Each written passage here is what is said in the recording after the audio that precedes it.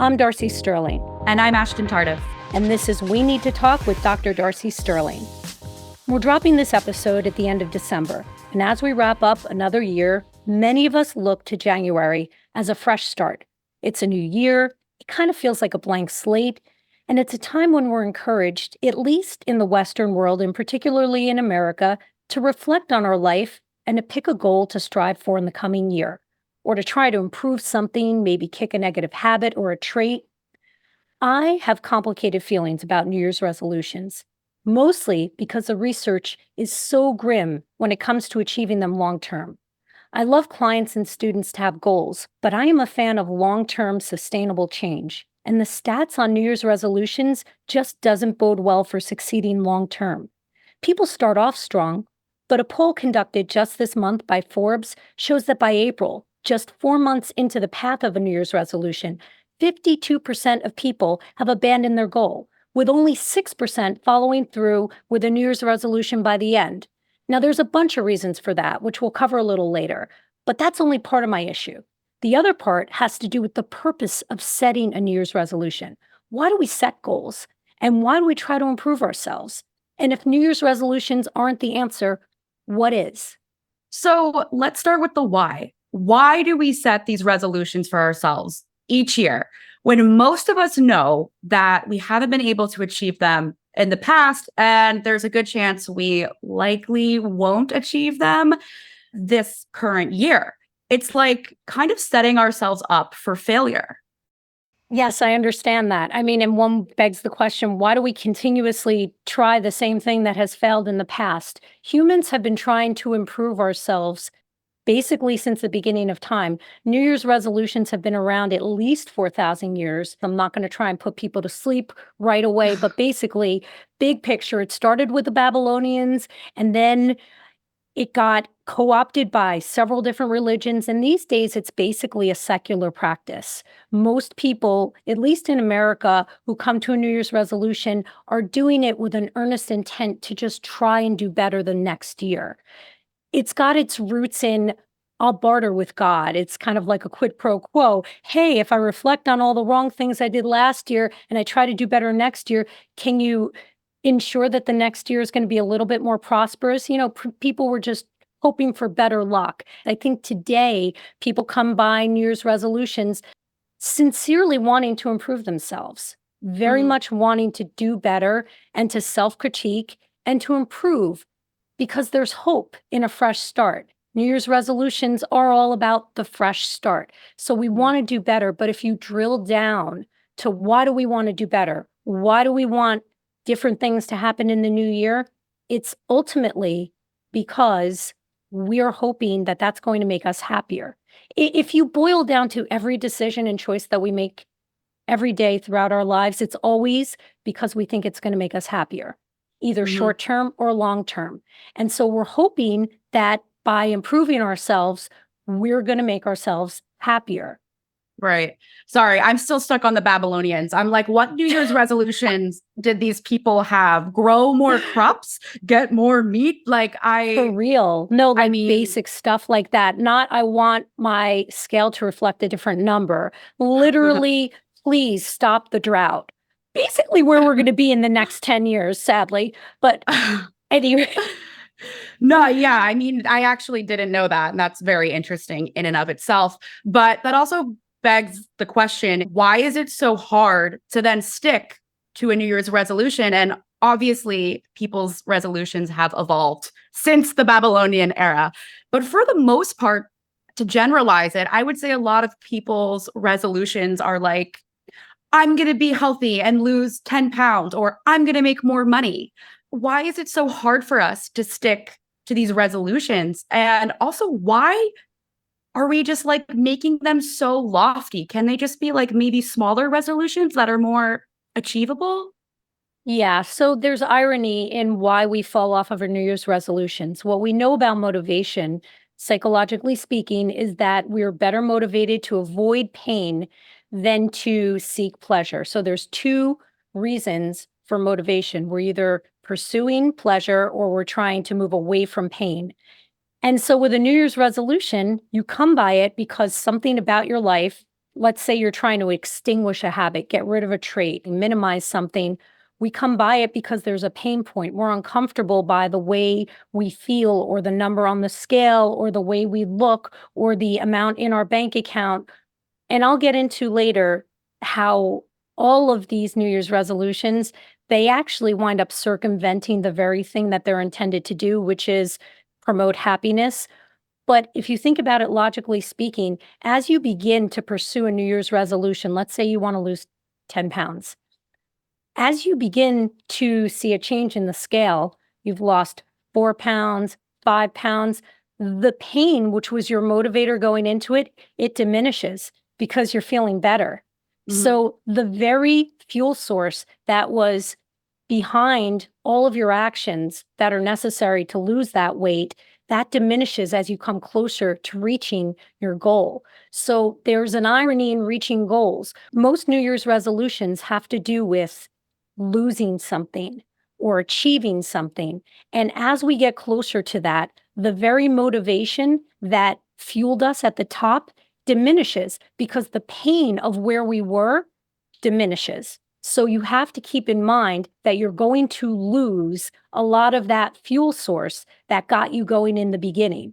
It's the irony of goal achievement, which is why accountability is usually so helpful when it comes to pursuing a goal. But circling back to the whole purpose of this, the New Year's resolutions that we tend to land on, they're intended to bring us greater levels of happiness. But the truth of the matter is that we've been studying happiness for 84 years now, maybe even longer. But Harvard University, back during the Great Depression, began a longitudinal study of about, 260 some odd sophomore men. They wanted to follow them over the course of their lives to figure out what makes for the good life, what makes people happy over time. And these men, those that are still alive, are in their 80s and 90s. Like, this has been going on for a very long time. And every few years, Harvard releases new takeaways and breakthroughs that this study has revealed. And what it has uncovered is that at the end of our life, we are going to evaluate our life, not by how much fame we had, not by how many books we wrote, not by our bank account or lack thereof in the bank account, not by the debt, but by one thing: love. How well did we love, and how well were we loved by others? It turns out our essence of happiness is really just about love, and it's really just about our relationships. So losing 5 pounds on the scale you think is going to make you feel happier, but really that's just a step towards what you think is going to improve some relationship in your life, either your relationship with yourself or the relationship that you have with your partner or a future partner. And I'm just using the weight loss thing because I do not endorse the weight loss thing, to be clear. I'm just using that because it is the most common New Year's resolution that people land on. So it's just the example. No, it totally is. But from what you're saying, it sounds like maybe we need to pivot our New Year's resolutions to include more love for ourselves and for the people in our lives. And this reminds me, one year I had made a New Year's resolution 2 years ago, actually. And one of my resolutions was to fall in love because I was very aware that I had not yet experienced that. And I was like, maybe we need to put some more effort into this area of our life. Now, I should have been more clear about the type of love, because episode 1, I know we keep referencing it, but it literally is such a landmark in my life. I wasn't super specific about the type of love because I got it. I did get it, but God, did it hurt. So the ending hurt.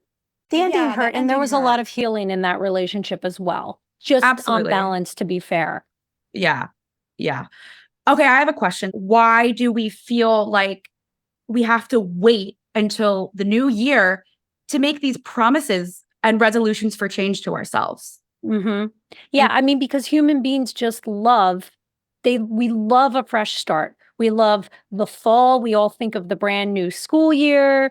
If school was something that was a positive experience for you.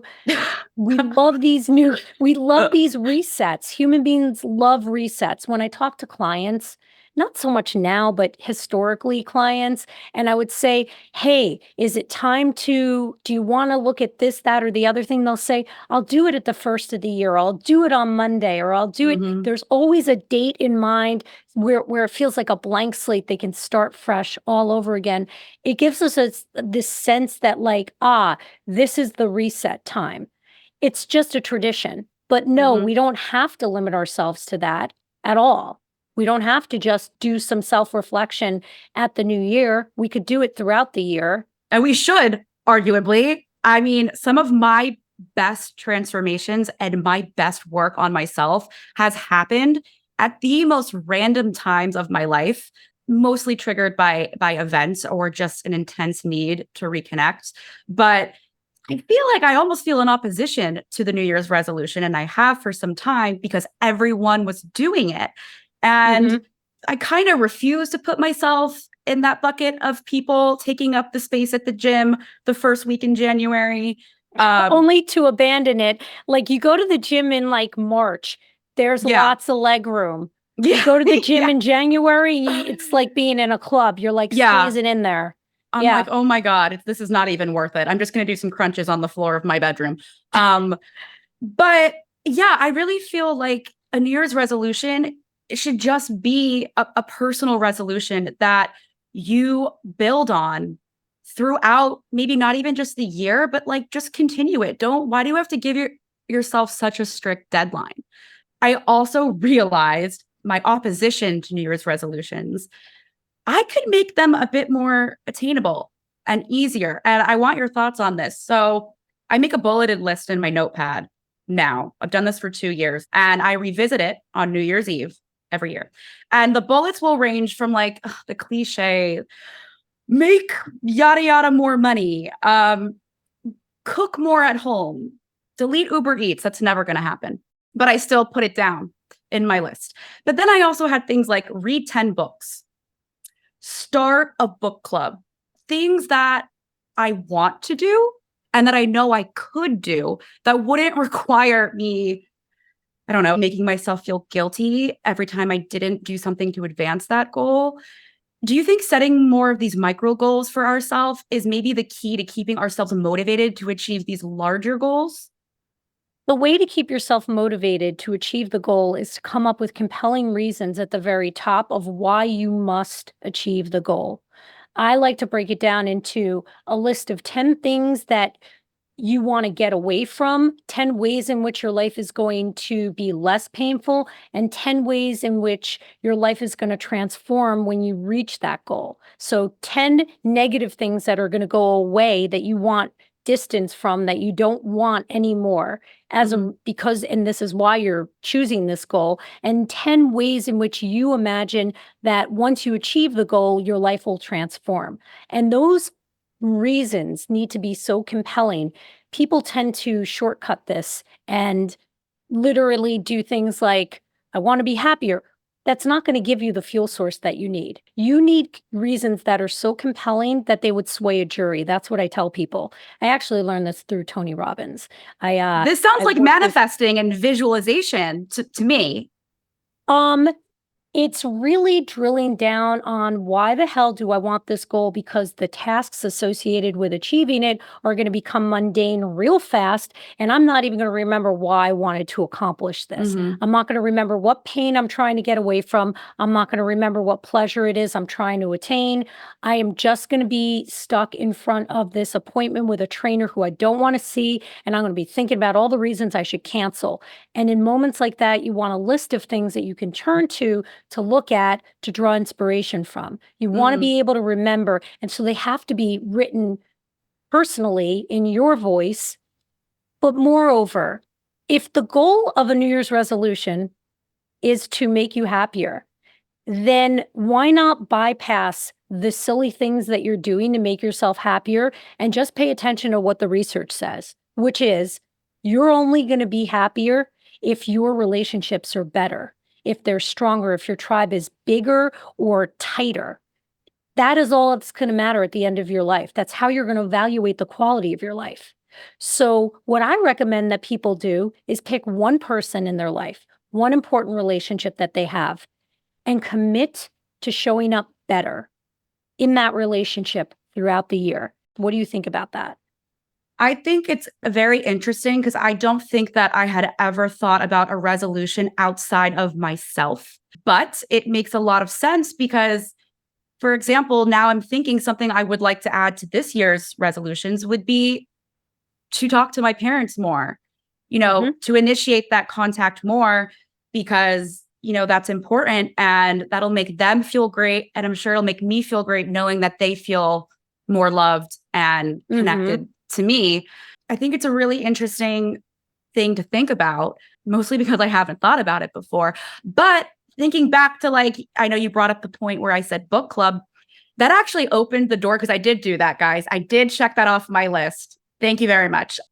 I created it with my friends, and not all of them do I see or talk to frequently. And it created a window of time where I could look forward to seeing them and connecting with them and talking with them that I didn't previously have. So maybe it's also about getting more granular with the smaller things in our life where we can incorporate more people. Like, I guess, for example, I had put also to cook more. If I was in a relationship with somebody or, I had a friend that lived super close, I would say, well, maybe I could cook more and make it something to do with my partner. Together. Maybe there's just ways to incorporate that mindset into the other things that we want to achieve. So that so what you're saying is building community into these other goals so that you are getting the benefit of the relationship being watered as a result of it. Yeah. Yeah. Like if you want to work out more, you want to do more classes, grab a friend, say, hey, should we start doing standing yoga classes? Or would you want to go for a run with me? I think there's a lot of ways to mindfully incorporate our community and our relationships while also improving ourselves and hitting other goals.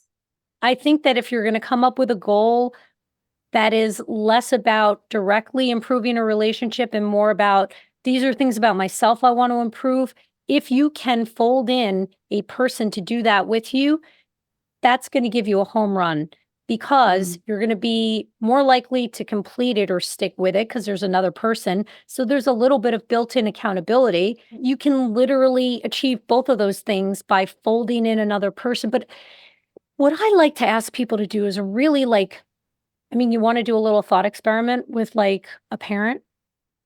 Right now? Yeah. Why not? We can see this unfold in real time. Let's pick your mom because she's fair game. She's related to both of us and she knows we love her. Talk to me about the reason why you want to be in more contact with her.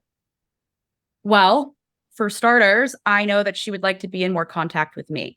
It's that knowing that she is feeling the need to be more connected makes me want to be better so she doesn't have to feel that way. And also, when I do connect with her, I always leave the conversation glad that I called. It would be good for both of us, especially as I get older and she gets older. And I think it's a really good reason. So the first thing I would ask you to do is reflect back on the last year and think about the extent to which you initiated conversations with her. Are you mostly on the receiving end or are you on the initiating end? Oh, so being a 27-year-old New Yorker is, there's a lot going on and that's not an excuse. It's distracting. I unfortunately am not the kind of person that finds relief after a crazy work day in picking up the phone and calling somebody. But she has initiated or she's sent me text messages saying, I miss you. Do you remember me? Shit. Yes, I did not, because I have not forgotten about her and she feels forgotten. And no matter how much I tell her, though, I did not forget about you, it doesn't do anything to make her feel better, except for when I do pick up the phone first, which I have tried to make more of an effort to do. This is a great example because this is a very, very concrete relationship and there's a very concrete action step that you can take that will absolutely be measurable over time and that will make you feel because it will result in a better connection to your mom. You can literally commit to calling her once a week for 15 minutes. Have it be a hard stop. I know that a lot of us I gotta when we're go. busy- No, literally, I know that speaking to my clients, like a lot of the reason why people don't initiate conversations is we're worried it's going to take too long. We imagine it's going to be draining. We imagine it's going to be more cumbersome than it actually winds up being. So to consistently just give a call and be like, hey, I only have 15 minutes, or hey, I'm on my way home from work. Like you walk home from work. Maybe Yeah. that's when you call her. You're going to lose her in the elevator anyway. You're welcome. Right? I realized I need to stop putting these expectations on myself, because part of the reason why I hadn't been initiating contact as much as she would like is that I felt like I wasn't in the best place emotionally to hold a compelling conversation, or B, to like literally like socially get it up. Like I didn't want her to have to talk to a zombie. I wanted to try and be the best version of myself, speak with her, but then I realized like that's not life, and that's also not No, the relationship that is necessary for us to have. 100% because you're waiting for that perfect moment and you're not going to feel refueled before you Yeah. make a call like that. So best to just do the imperfect phone call because at least you're connecting in that moment. Mm-hmm. You can And also head into those calls, Ashton, with a list of things to ask her, like basic things. How are you feeling? How was your week? Once you get into a groove of knowing what her week is like, you'll have something to ask her about the next time so that you're not on the receiving end of all the questions. You're a young adult, you're a young woman now. You can approach that relationship more from an equal place of asking about her life. But that's hard to do when you don't connect very often. And one of the reasons why young adults often feel avoidant of having conversations with their parents is because they don't want the interrogation and they don't know how that's going to make them feel at the end of it.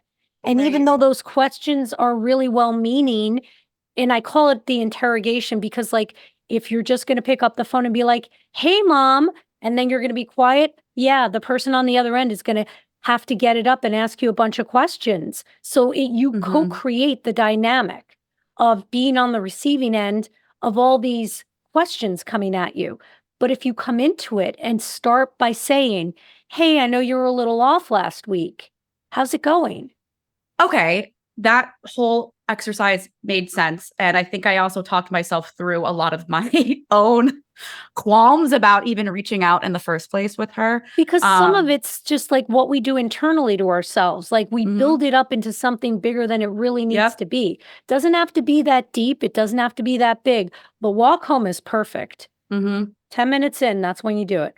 Because I know how long the walk takes. My office was the same distance from the house as yours is. So 10 minutes in and you're good. That gives you a solid 20. And I'm moving too, which is helpful for me because I then am like letting go some of the like stress from the workday, which is super helpful for me. Yeah, But you're engaging in bilateral stimulation when you're walking, and that is what EMDR does to you. And you should always be pacing or walking when you're on a call. And I you're do having a that by conversation. default. I Yeah, thought I was it's just being natural. annoying. Okay. No, I mean, you're also probably, Well, probably both. making holes in your carpet and rug, but like it happens to be very natural and very healthy for you. Okay. Wow. I have one healthy natural habit. That's great. I have a few more. Well, one that we've identified today. Okay. Back to New Year's resolutions. I want to talk about what we should do instead of the traditional, like writing it down, like as a list, or some people don't even do that. They just plant it in their mind and they're like, yeah, that's what I'm going to do.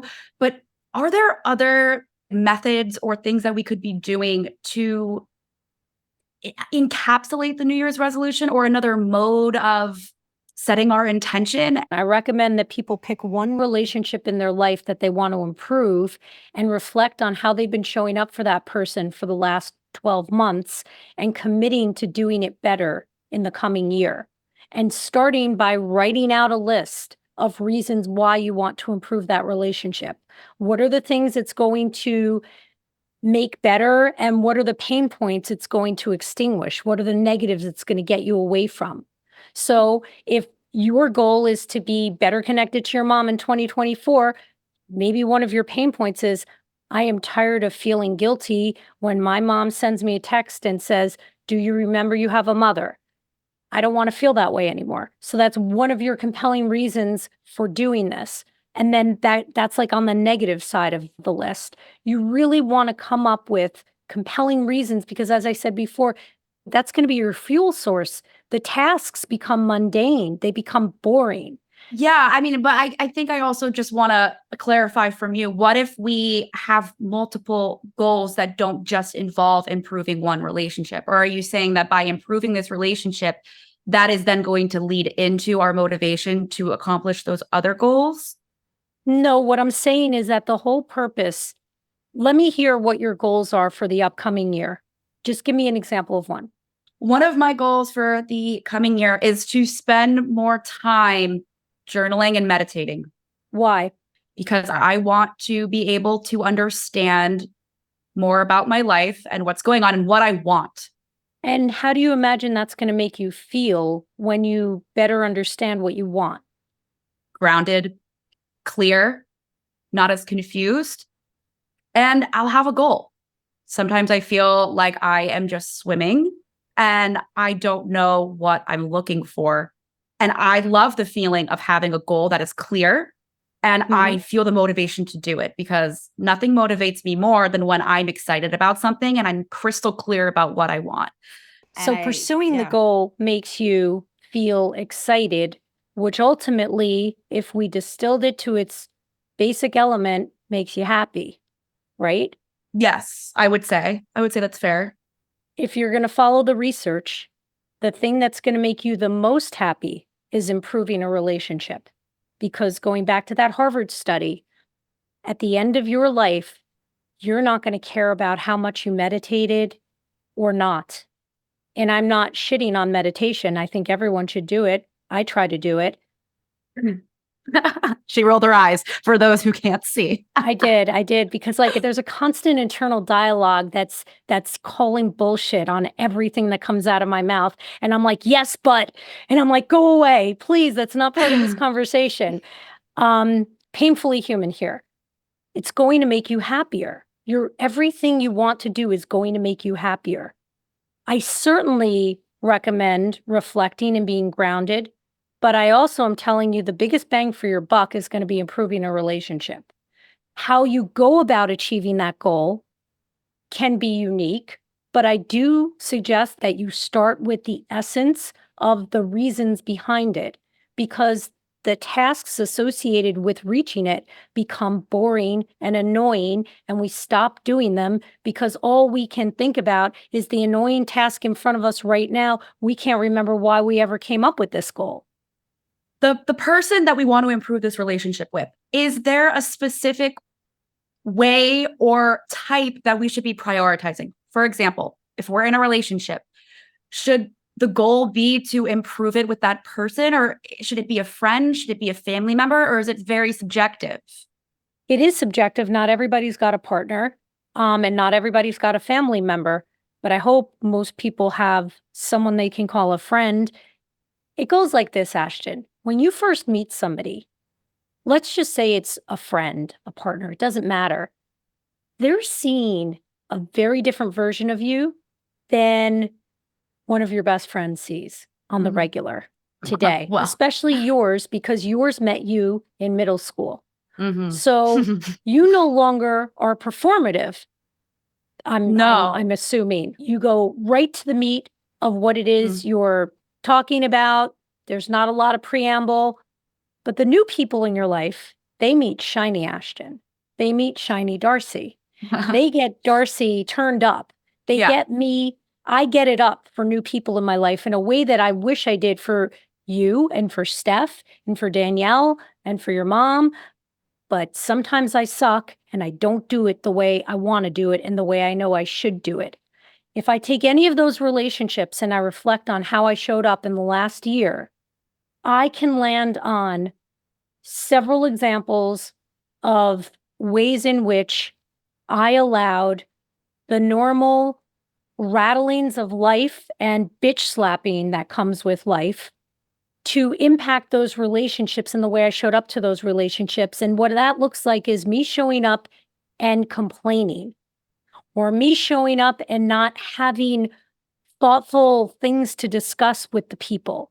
Or Mhm. me showing up and not even thinking that I have to think about what comes out of my mouth, which is the truth. You actually do have to think about what comes out of your mouth and how you're going to greet people. It turns out there's a 4-to-1 ratio of negative to positive that you need to have in a good relationship for it to feel fulfilling for both people. So for every negative thing you bring to that relationship or discuss, you need to discuss 4 neutral or positive topics to just balance that out.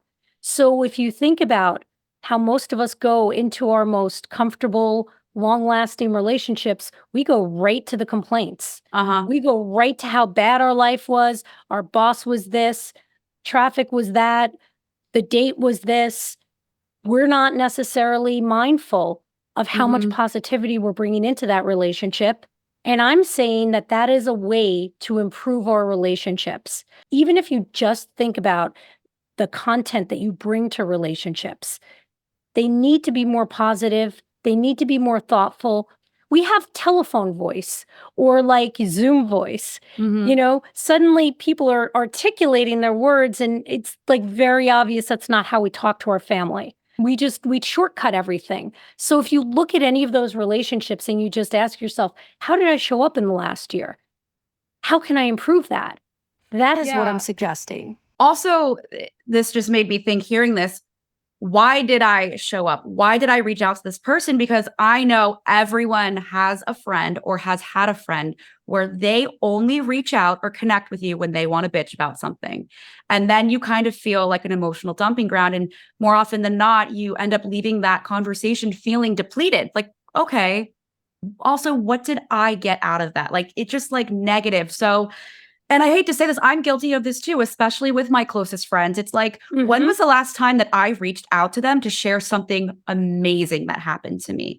Like, And then why don't you? Because right, that's why an don't interesting I? conversation. Yeah. Like, I can imagine the reasons you don't. So you tell me, why don't you? I don't need the support, or I don't need someone else's opinion, which is not the essence of connecting with somebody. It's to No. share. It's to let them know like something great happened to me. I would love to hear, about your life after I share this great thing that happened. Right. I would argue that a lot of people don't do it because we worry we're going to make other people feel bad about their lives. If they hear something good going on in our life, we don't want to brag. We don't want to flex. Mm, What if they don't have the thing that we're getting? They have to be able to celebrate you even as they're going through their yep. own hardships. Of Yep. course, be sensitive, but also you're entitled to be happy. And there's no amount of unhappiness that's going to neutralize someone else's misery. You're Hmm. never going to be miserable enough to make a miserable person happy. The only Yeah. thing that can fix that is them. And I would argue that a lot of our complaining can be outsourced to shrinks. You know what I'm saying? We don't have to dump that on our friends. Friends are good, but we want to be mindful of how much we're dumping on them.